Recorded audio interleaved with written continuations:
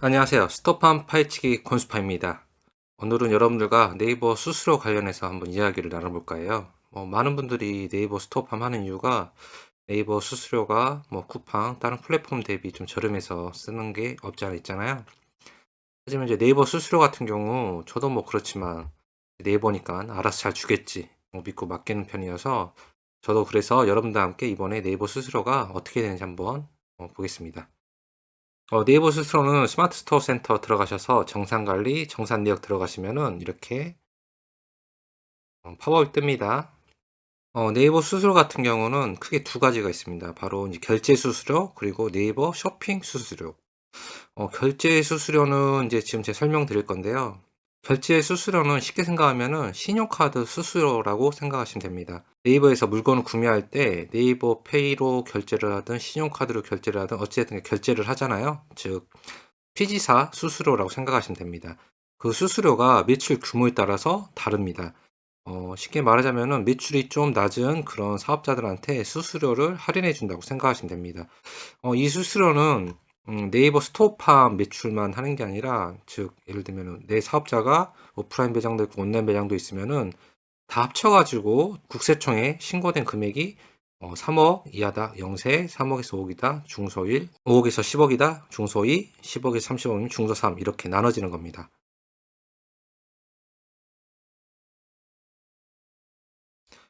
이 등급은 알아서 이렇게 자동으로 반영되고 있고 저희 같은 경우 보면은 5억에서 10억이어서 중소 2 이렇게 찍혀 있죠. 인제 여기서 눌러 보면은 매출 관련된 수수료가 나옵니다. 3억 이하 파는 영세는 1.9고 그리고 이제 저희 같은 중소 2는 2.75 그리고 30억 이상 파는 일반은 3.6이죠. 30억 이상이 과연 많이 있을까 생각할 수도 있지만 프리미엄 등급은 다 일반일 거고 그리고 오프라인 포함이고 그러니까 충분히 많을 거라 생각합니다. 중요한 거는 일반과 영세 수수료가 거의 2배 차이 나죠. 이 수수료에 이제 네이버 쇼핑 검색 수수료 2%가 플러스 되는 겁니다. 즉, 2% 플러스면은 영세는 4%, 일반은 거의 6% 그렇게 되겠죠. 그래서 기본적으로 이제 중소 1이나 중소 2 이런 것들은 2% 그냥 플러스해서 계산하기 복잡하니까 5% 정도 나갑니다라고 생각하고 그냥 계산하는 경우가 많아요.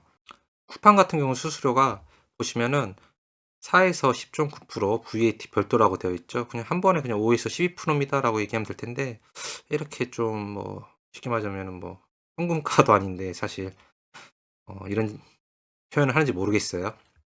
그래서 주얼리 4% 그리고 이제 비싼 거는 10.9라고 하는데 사실 대부분이 10.9%라고 생각하시면 됩니다. 그러면 이 판매 수수료만 나가냐? 아닙니다. 한 달에 매출액이 부배송비 제외하고 100만 원이 넘어가면은 입점료라고 해야 되나요? 즉 서비스 이용료 55,000 원이 월 1회 나가게 됩니다. 즉 101만 원이 되든 1억 100만 원이 되든 55,000 원 나간다고 생각하시면 됩니다. 쿠팡에서도 지금 마이샵을 좀 활성화하고자 마이샵 같은 경우에는 수수료를 0% 부과한다고 이렇게 적어져 있습니다. 근데 또 웃긴 건 옆에 마이샵 운영료 3.5% 부과 적어져 있죠. 이것도 부가세 별도입니다. 즉 4% 결제 수수료를 낸다고 생각하시면 되죠. 쿠팡은 좀 보면은 이렇게 낙김성 글 모르는 사람들은 0%야 라고 하겠지만 실제적으로는 결제 수수료 3.5% 되고 이것도 부가세 별도니까 약 4% 나간다고 생각해야 되는데 항상 이렇게 좀 적는 게 없지 않아 있어요. 마이샵 같은 경우는 그때 설명한 것처럼 마이샵 통해 가지고 직접 마이샵에 들어와서 물건을 24시간 이내에 결제하면은 이렇게 10% 수수료가 나가는 게 아니라 그냥 4% 결제 수수료만 나간다라고 생각이 됩니다. 그렇게 결제하면은 네이버 스토어팜보다 수수료가 더 저렴하다고 이제 이야기하는데 사실 네이버 스토어팜도 직접 들어와서 결제하면은 쇼핑 검색 수수료 2%가 붙진 않죠. 어, 제가 오늘 이제 수수료는 대부분 다 아실 거고 이거에 대해서는 근데 제가 오늘 이 영상을 찍은 이유는 네이버 수수료가 이것만 있는 게 아니어서 그렇습니다. 수수료는 아닌데요. 쿠팡이나 다른 데는 사실 없는 그런 수수료입니다. 지금 뭐냐면은 혜택 정산입니다. 혜택 정산. 혜택 정산이 뭐냐면은 네이버 같은 경우는 이제 물건을 구입하면은 기본 적립, 폐 적립, 메모 추가 이거는 네이버에서 주는 적립 금액이고 그다음에 리뷰 적립이라고 있습니다. 이 리뷰 적립은 아까 말씀드린 것처럼 판매자가 직접 나가는 돈입니다. 그래서 보시면은 뭐 텍스트 리뷰 작성 50원, 포토 작성 250원 이렇게 되어 있죠.